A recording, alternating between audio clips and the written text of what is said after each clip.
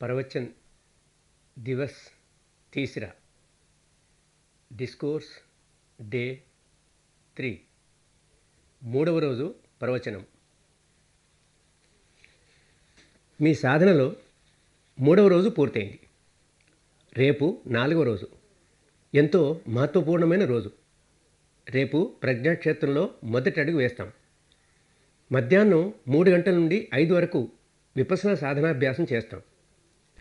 రేపు ప్రజ్ఞాక్షేత్రంలో ప్రవేశిస్తాం కాబట్టి ప్రజ్ఞ అంటే ఏమిటో ఇవాళ తెలుసుకుందాం. ఇది ధర్మం యొక్క అంశాలు అన్నింటిలో మహత్వపూర్ణమైన అంశం.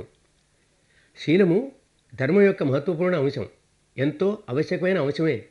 ఎందుకంటే శీలము లేకుండా సమాధి కుదరవచ్చు, కానీ అది సమ్యక్ సమాధి కాదు. సమ్యక్ సమాధి లేకుండా ప్రజ్ఞ ఉదయించదు. ప్రజ్ఞ లేకుండా ముక్తి కలగదు. అన్ని వికారాల నుండి, అన్ని దుఃఖాల నుండి విముక్తి లభించదు. శీలము సమాధికి, సమాధి ప్రజ్ఞకు, ప్రజ్ఞ విముక్తికి ఎంతో ఆవశ్యకమైనవి. ప్రజ్ఞ లేనిదే వికారాలన్నింటి నుండి, దుఃఖాలన్నింటి నుండి మనం విడివడలేం.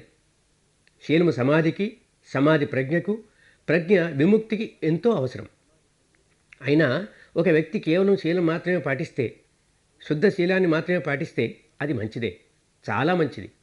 ఇతరులకు ఏ హాని కలగనీయకుండా, తనకు ఏ హాని కలగజేసుకోకుండా శీల సదాచార జీవనం గడపడం చాలా మంచిది.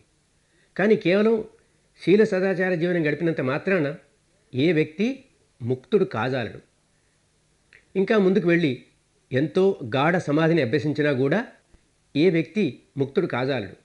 సమాధి వల్ల చిత్త నిర్మలత కలుగుతుంది, కానీ అది పై భాగాన మాత్రమే. బహుశా కొద్దిగా అంతరంగం వరకు నిర్మలత కలగవచ్చు. మన వికారాలన్నింటి వేళ్ళు అంతరంగంలోని అట్టడుగున ఉంటాయి, కానీ సమాధి అంత లోపలికి చొచ్చుకొని పోలేదు. శీలమైతే సరే, అది అంతరంగం వరకు కూడా వెళ్ళలేదు. అక్కడికి ప్రజ్ఞ మాత్రమే చేరగలుగుతుంది. ప్రజ్ఞ అక్కడికి చేరి వికారాలను వాటి కూకటి వేళ్లతో సహా పెకిలించి వేయగలుగుతుంది. అందువల్ల ప్రజ్ఞ ఉదయిస్తేనే ధర్మానికి పూర్ణత్వం లభిస్తుంది. రేపు ఆ ప్రజ్ఞ సాధన ప్రారంభిద్దాం. అందువల్ల ప్రజ్ఞ అంటే ఏమిటో ఇవాళ తెలుసుకుందాం. ధర్మం యొక్క 3 అంశాలు శీల సదాచారములలో ఇమిడి ఉన్నాయి. ఇంకా 3 అంశాలు సమాధిలో అంతర్గతమై ఉన్నాయి. అష్టాంగములలోని మిగిలిన 2 అంశాలు ప్రజ్ఞలో ఇమిడి ఉన్నాయి. అవే సమ్మా సంకప్పో మరియు సమ్మా దిట్టి. పాతకాల భాషలో సమ్మా సంకల్పం అంటే సమ్యక్ సంకల్పము. సంకల్ప వికల్పాలంటే చింతన మననాలు, విచార వితర్కాలు. ఇవి ఎప్పుడు జరుగుతున్నాయి? ఇప్పుడు జరుగుతున్నాయి. మొదట విచార వితర్కాలు ఆగిపోవటం, సంకల్పాలు ఆగిపోవటం, చింతన మననాలు పూర్తిగా నిలిచిపోవడం. ఆ తర్వాతే ప్రజ్ఞా సాధన ప్రారంభించాలని ఏమీ లేదు. ఆలోచనలు వస్తూనే ఉన్నా ప్రజ్ఞ పని జరుగుతూనే ఉంటుంది. ఆలోచనలలో మార్పు వస్తుంది, పరివర్తన కలుగుతుంది, సంస్కరణ జరుగుతుంది. కొత్త సాధకులు మొదటి శిబిరంలో చేరినప్పుడు వారిలో ఒకటి 2 రోజుల్లో వచ్చే ఆలోచనల తీరు వారి మనసుల పై భాగాలలో పోగైన వికారాల రంగులు పులుముకొని వస్తుంటాయి. వారి వికారాలు, వారి ఆలోచనలు ఎక్కువగా ప్రభావితం చేస్తుంటాయి. ఎవరి మనసులోనైనా పై భాగాలలో ఎక్కువ భయ సంస్కారాలుంటే సాధనలో వారికి అన్నీ భయం పుట్టించే ఆలోచనలే వస్తుంటాయి. వాసన సంస్కారాలుంటే అన్ని కోరికలతో కూడిన ఆలోచనలే వారికి వస్తుంటాయి. ద్వేష సంస్కారం ఉంటే వారికి అన్నీ ద్వేషంతో కూడిన ఆలోచనలే వస్తుంటాయి. కాబట్టి ఏ సంస్కారాలైతే మన మనసు పై భాగాల్లో పోగై ఉంటాయో అవి మన ఆలోచనలను ప్రభావితం చేస్తుంటాయి. కానీ ఈ సాధన ఇలాంటిదే. మనం పని మొదలెట్టి, శుద్ధ శ్వాసపై సాధన మొదలెట్టి, ఈ క్షణంలోని సత్యాన్ని తెలుసుకోవడం చేస్తున్నప్పుడు మనసును శుభ్రపరిచే పని మొదలవుతుంది. కానివ్వండి, మనసు పై భాగాలపైనే పని మొదలైనా పని అయితే మొదలైంది కదా. 2 రోజులు 3 రోజులు గడిచిన ఆలోచనలు వస్తూనే ఉంటాయి. సంకల్ప వికల్పాలు ఇప్పుడు ఉంటాయి, చింతన మననాలు ఇప్పుడు ఉంటాయి. కానీ వచ్చే ఆలోచనలో కొంత మార్పు రావడం జరుగుతుంది.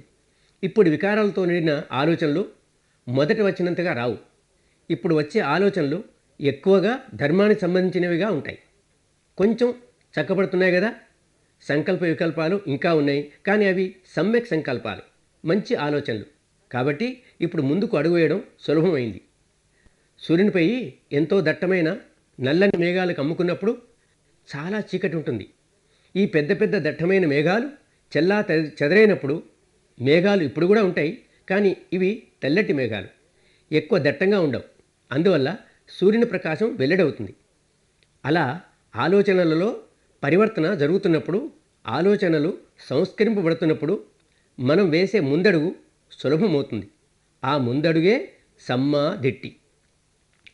సమ్యక్ దర్శనమైనదో అదే ప్రజ్ఞ. ఇదే ప్రజ్ఞ యొక్క సారము.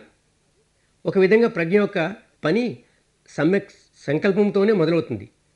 కానీ మన మనోవికారాలను లోతుల నుండి వాటి వేళ్లతో సహా పెరికివేయటాన్ని సమ్యక్ సంకల్పం చేయలేదు. సమ్యక్ దృష్టే ఆ పని చేస్తుంది. సమ్యక్ దర్శనమే ఆ పని చేస్తుంది. ఇంతకు సమ్యక్ దర్శనం అంటే ఏమిటి?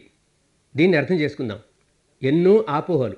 సమ్యక్ దర్శనం పేరిట మనలో ఎన్నెన్ని ఆపోహలు ఉన్నాయో తెలియదు. కాలం గడిచిపోతుంది. ఎన్నో శతాబ్దాలు గడిచిపోయాయి. ఈలోగా పదాల అర్థాలు కూడా మర్చిపోయాం. సాధనా పద్ధతులు దేశంలో మరుగున పడినప్పుడు ఆ సాధనా విధానాలకు సంబంధం ఉన్న పదాలు కూడా మరుగున పడిపోతాయి. లేక ఆ పదాలు ఉన్నా కూడా వాటి అర్థాలు మరుగున పడిపోతాయి. వాటిని సరిగ్గా అర్థం చేసుకోలేం. ఈ సమ్యక్ దర్శనం కూడా అలాగే అయిపోయింది. భాష ఎంత అభివృద్ధి చెందినదైనా, ఎంత ఎక్కువ సమృద్ధి చెందినదైనా ఎన్నోసార్లు పదాల కొరత కనిపిస్తుంటుంది. అందువల్ల ఒకే పదాన్ని అనేక అర్థాలలో ఉపయోగించాల్సి వస్తుంది. భారతదేశ భాషలు ఎంతో సమృద్ధమైనవి. 2500 సంవత్సరాల పూర్వం కూడా అవి బాగా అభివృద్ధి చెందిన భాష. అయినా కూడా ఎన్నోసార్లు ఒకే పదానికి అనేక అర్థాలు. ఈ దర్శన శబ్దం కూడా అలాంటిదే. అప్పుడు దానికి అనేకమైన అర్థాలు, ఇప్పటికీ అర్థాలు అనేకం. మామూలుగా మనం మాట్లాడే భాషలో దర్శనం అంటే కళ్ళతో చూడటం, రూపాన్ని చూసినా, రంగు చూసినా, వెలుతురు చూసినా దాని దర్శనం అంటుంటాం. కానీ ప్రజ్ఞతో కూడిన సమ్యక్ దర్శనానికి ఇలా కళ్ళతో చూసేదానికి ఎలాంటి సంబంధము లేదు. కళ్ళు తెరుచుకొని మనం ఏం చూస్తాం? అది సమ్యక్ దర్శనం కాదు. దర్శనం పేరిట ధ్యానానికి సంబంధించిందే మరో అర్థం కూడా వచ్చి పడింది. అది ఎన్నో ఆపోహలకు దారితీసింది. ఒక వ్యక్తి తాను ఎక్కడో విన్నదాన్నో చదివినదాన్నో పట్టుకొని కళ్ళు మూసుకొని దాని గురించే ఆలోచిస్తూ దాన్నే మననం చేస్తూ ఆ కల్పనల సహాయంతో ధ్యానం చేస్తున్నాడు అనుకుందాం. అలాంటి ధ్యాన ప్రక్రియలు చాలా ఉన్నాయి. ఏ మాట తన మనసుపై గాఢముద్ర వేసిందో దాన్నే ఎన్నోసార్లు వినడం వల్ల మనసులో అదే నిలిచిపోతుంది. కళ్ళు మూసుకున్నా కూడా దాన్నే ధ్యానం చేస్తుంటాం. అలా చేస్తూ పోతే ఒక స్థితిలో మనసుపై ఏదైతే గాఢముద్ర వేసిందో అదే బయటపడి కంటికి కనపడ్డట్టుగా కనిపిస్తుంది. కళ్ళు మూసుకున్నా ఆ రూపమే ముందు నిలిచినట్లు అనిపిస్తుంది. ఇదంతా మన మనసు ఆడుకునే ఆట. మన మనసులో ఏది ఉందో అదే బయటికి వచ్చింది. కానీ సాధనా క్షేత్రంలో మాత్రం దీన్నే అతిగా వర్ణించారు. ఆహా, దివ్యదర్శనం అయిపోయింది, ఎంత గొప్ప విషయం. కాబట్టి కొందరు దీన్నే సమ్యక్ దర్శనం అని తలచారు. కానీ దీనికి సమ్యక్ దర్శనానికి అసలు సంబంధమే లేదు. దర్శనానికే ఇంకో అర్థం ఇప్పుడు ఉంది, అప్పుడు వాడుకలో ఉండింది. ప్రతి పరంపరలోనూ అన్ని శాఖా సంప్రదాయాల్లోనూ ఒక దర్శనం ఉంటుంది. తమదైన ఏదో ఒక ఫిలాసఫీ తత్వం ఉంటుంది. ఎవరి వాళ్లకు ఒక సంప్రదాయాన్ని పాటించేవారు వారి దర్శనాన్ని సమ్యక్ దర్శనం అని, మిగతావన్నీ మిథ్యా దర్శనాలని కొట్టిపారేస్తుంటారు. ఇలా లెక్కలేనన్ని సాంప్రదాయాలు, లెక్కలేని దర్శనాలు, సిద్ధాంతాలు చలామణి అవుతూ వచ్చాయి. మేము పాటించేదే సమ్యక్ దర్శనం, మిగతావన్నీ మిథ్యా దర్శనాలే. ఇలా ఈ దర్శనాలన్నీ పోట్లాటకు దారితీశాయి. ఇవన్నీ సంప్రదాయాల గొడవలు. దీనికి సమ్యక్ దర్శనానికి సంబంధం ఏమీ లేదు. తాత్విక విషయాలకు సమ్యక్ దర్శనానికి సంబంధం ఏమీ లేదు. పైపెచ్చు శాఖా సంప్రదాయాలు సమ్యక్ దర్శనానికి వ్యతిరేకం. నీరుకు నిప్పుకు ఉన్నంత బంధం ధర్మానికి వ్యతిరేకం.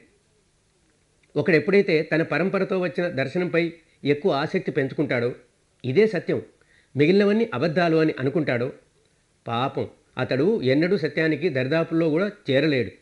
అతను ఎంత ఇరుక్కుని పోయాడంటే దార్శనిక బంధనం ఎంతో గట్టిగా కట్టిపడేస్తుంది. సత్యాన్ని చూడలేడు. మరి ఈ సమ్యక్ దర్శనం అంటే ఏమిటి? ఏ సత్యమైతే మన అనుభూతిలోకి వస్తుందో అదే సమ్యక్ దర్శనము. ప్రతి వ్యక్తికి తన సమ్యక్ దర్శనం. ఎవరి అనుభూతిలోకి ఏ సత్యం వస్తుందో అదే అతనికి సమ్యక్ దర్శనం. ప్రారంభంలో ఎల్లప్పుడూ స్థూల సత్యాలే అనుభూతిలోకి వస్తాయి. కాబట్టి ఎవరైనా సాధన మొదలెట్టినప్పుడు స్థూల సత్యాలే అతని అనుభూతికి వస్తాయి. సాధన చేస్తూ పోతే అంతకంటే సూక్ష్మము, ఇంకా ఎక్కువ సూక్ష్మము, అలా ఒక్కొక్క అడుగు సత్యం ఆధారంగా వెళుతూ ఉంటే పరమసత్యం వరకు చేరుకోగలుగుతాం. ఎప్పుడైతే సత్యం ఆధారంగా పయనించి పరమసత్యాన్ని సాక్షాత్కరింప చేసుకుంటాడో అప్పుడు సమ్యక్ దర్శనం పూర్తవుతుంది.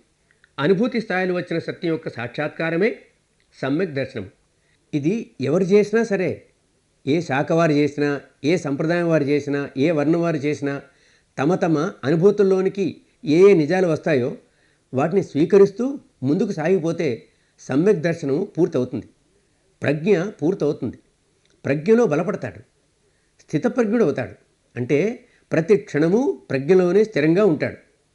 ఎందుకంటే దాని అనుభూతి ద్వారా తెలుసుకున్నాడు కాబట్టి. ఇది జరగనంత వరకు ప్రజ్ఞ పూర్తి కాదు. ప్రజ్ఞ పూర్తి కానంత కాలం మన వికారాలను కూకటి వేళ్ళతో పెరికివేయలేం. ప్రజ్ఞకు 3 మెట్లున్నాయి, 3 సోపానాలున్నాయి. మొదటిది శృతమయీ ప్రజ్ఞ, రెండవది చింతనామయీ ప్రజ్ఞ, మూడవది భావనామయీ ప్రజ్ఞ. ఈ భావనామయీ ప్రజ్ఞే సమ్యక్ దర్శనం. ఇదే మన వికారాలను కూకటి వేళ్లతో పెకిలించి వేస్తుంది. ఈ మూడింటిని గురించి